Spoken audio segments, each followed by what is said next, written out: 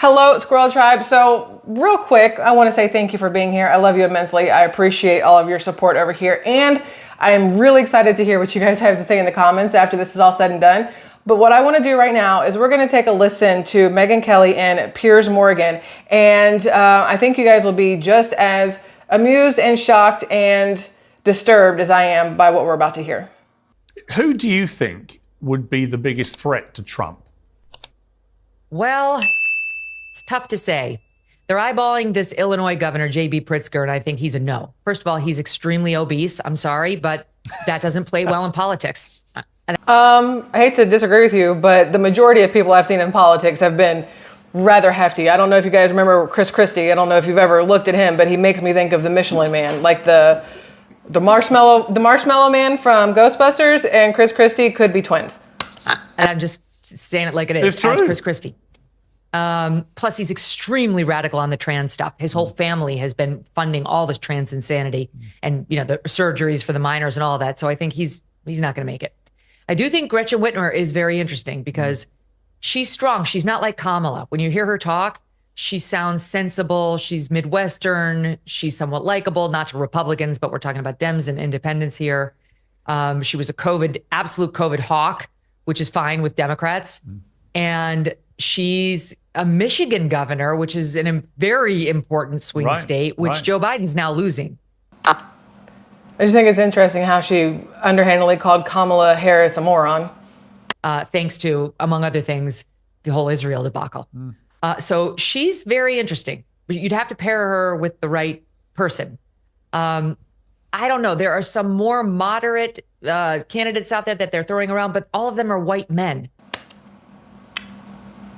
As this country was founded on white men, it doesn't ever surprise me when white men are the majority names in any election or anything else. They just can't do it. It cannot be a white man in the Democratic Party, period. Why? I am curious as to why it can't be a white man in the Democratic Party.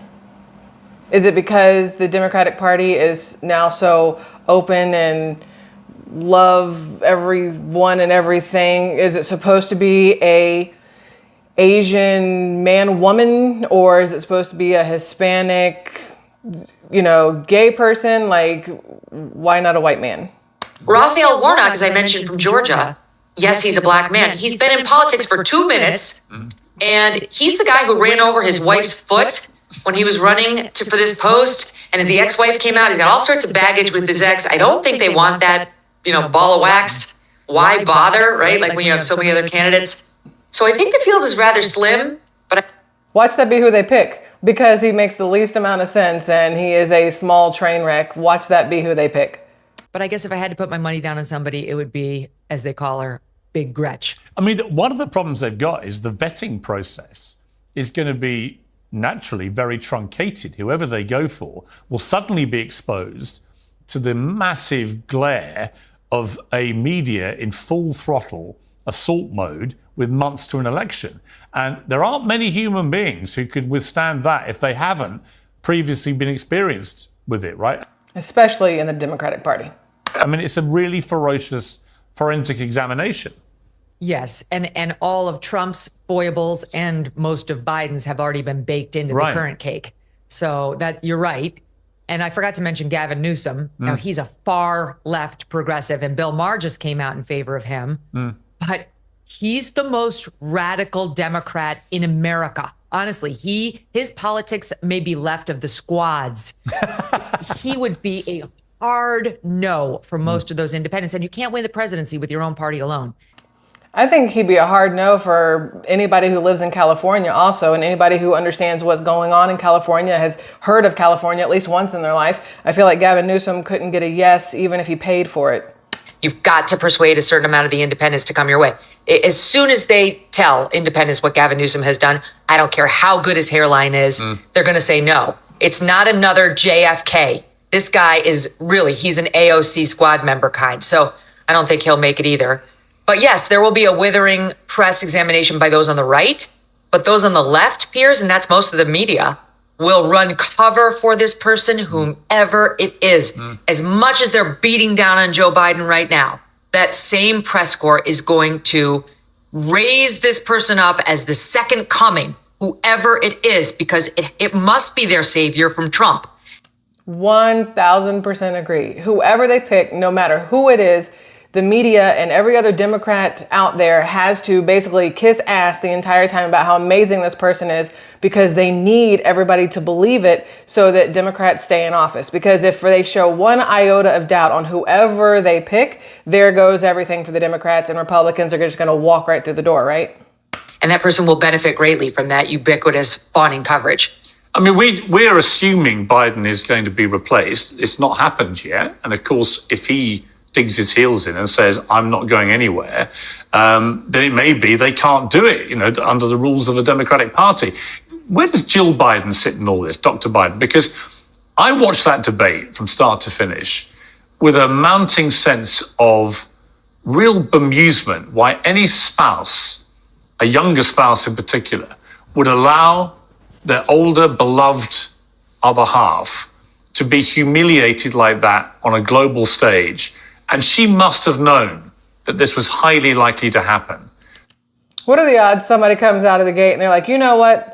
We put Jill Biden in for president to take over for Joe because she's been by his side the whole time. She knows exactly what the president's supposed to do and how he's supposed to run. Let's just throw caution to the wind and screw the Constitution and all this other stuff and put Jill in. Because from all the reports now coming out, as the media finally takes its blinkers off, this is not a one-off. This has been what he's been like quite regularly in the last few months and 2 years or so. What do you think of Jill Biden's role here and her responsibilities? I think she's been exposed as a power-hungry aspirant herself to political power. She's on the cover of Vogue magazine right now. Yeah. Why? Because she wants to promote herself. She tweeted out a photo of herself sitting in the president's chair. Told ya. Not long ago when he was preparing for the G7 meeting with his chair hanging over the back of the chair. Which is also why we know she writes his speeches, why she is now the one standing on stages and giving out speeches instead of him at the Pride rally or whatever it was in Washington, where she took center stage and gave this whole speech about seeing them and being part of them and everything else instead of the president, because she's vying for his spot. She's not the damn president. Get out of the chair. No one wants you at the G7. No one elected you to lead us politically. And a couple of years ago, I did a bit that went viral on how she insists on being called Dr. Jill Biden everywhere. And all these left-wingers got upset with me. She is a doctor. She's got her PhD. She's in education, what have you. I don't make fun of that degree. My own father had that degree. But my father would never have insisted somebody call him Dr. Kelly. He went by professor, and that was a title he'd earned. Why does she insist on it? Because she's power hungry. Because it makes her sound better than she is. It gives her more clout than she deserves, because people will respect a doctor in theory more than they respect a professor or just Jill, Because she has a small fractured ego that she needs built up. She needs the affirmation of strangers to give her an honorarium. That really means almost nothing. The only people who get to be called doctor legitimately, I understand, no disparaging of the degree, are medical doctors. If you can't say yes, I will resuscitate him when he has a heart attack on a plane. Stop using that label when you get introduced at a book club or on The View, which is what she does, all right? And I do think it's tied to what we're seeing now, the big reveal about her. She's power hungry. She wants it. What did we see from her on debate night? We saw her take the stage and guide the president of the United States down the stairs.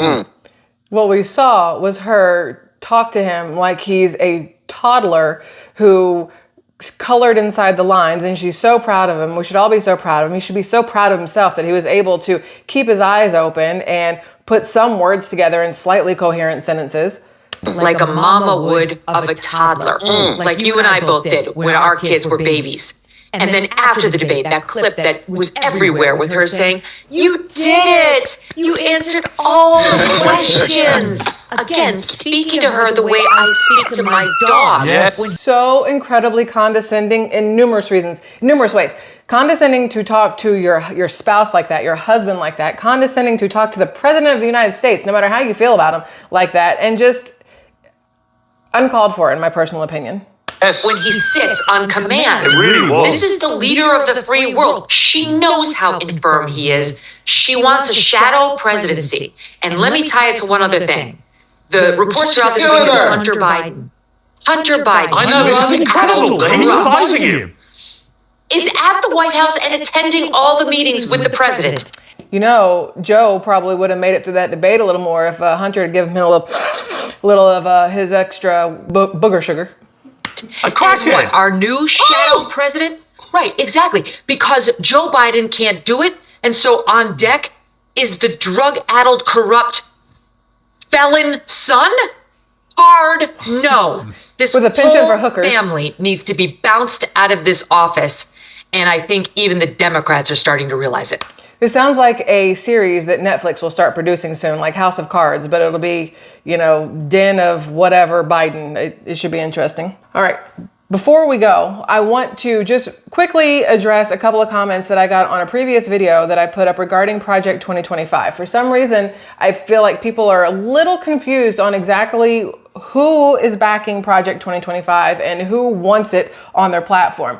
Trump has not said he wants Project 2025, that he's pushing Project 2025, that he's on board with Project 2025, yet the left is pushing it, so it seems like Trump is all for this Project 2025, which will have some implications across the board for everybody, whether you're left, right, or in the middle.